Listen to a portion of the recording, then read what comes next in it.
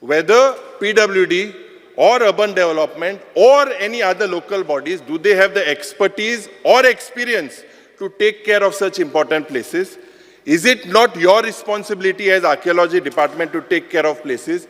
What is your responsibility as archaeology minister, apart from roaming, like what Chief Minister said? Speaker sir, are you only going to stick to what is in your rule book, or are you concerned, or is there any intention of the government to look at these places of historical importance?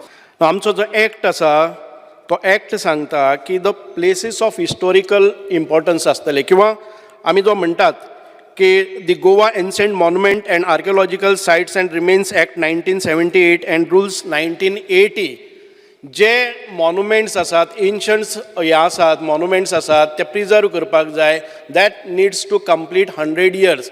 If it is below 100 years of age then it doesn't come under our purview.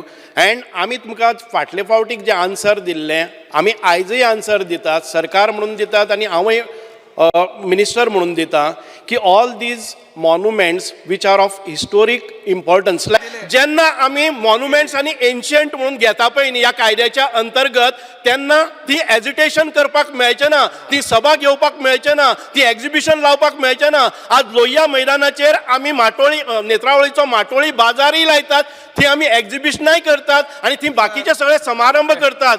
हे जेन्ना प्रोटेक्शना भितर येतले कन्जर्वेशना भितर येतले मास राव रे बस हांव उत्तर दिता न्ही, हांव फक्त तुजेच लेक्चर आयकुपा आयले ना.